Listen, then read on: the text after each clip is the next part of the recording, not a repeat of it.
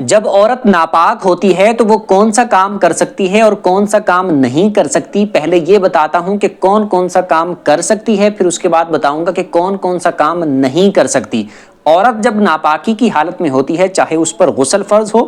چاہے پیریڈز کی وجہ سے ناپاکی ہو، تو وہ کھانا پکا سکتی ہے، کھانا کھا بھی سکتی ہے، گھر کے باقی کام کر سکتی ہے، بچے کو دودھ بھی پلا سکتی ہے، اسی طرح کوئی ورد وظیفہ کرنا چاہے تو کر سکتی ہے، کوئی تسبیح پڑھنا چاہے پڑھ سکتی ہے، اللہ کا ذکر کرنا چاہے کر سکتی ہے، درود پاک پڑھ سکتی ہے، اسی طرح دعا کرنا چاہے، عربی میں چاہے کرنا چاہے تو دعا کر سکتی ہے، اسی طرح ذکر و اذکار جو بھی اس نے کرنے ہیں وہ کر سکتی ہے، وظائف کوئی کرنے ہیں، اس طرح کوئی وظیفہ کرتی ہے تو وہ کر سکتی ہے، اور بقیہ جتنے بھی گھر کے اس کے کام ہیں وہ سارے کام وہ ناپاکی کی حالت میں اس کے لیے کرنا بالکل جائز ہے۔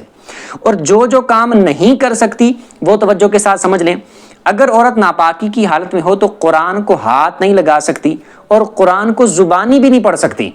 اور اسی طرح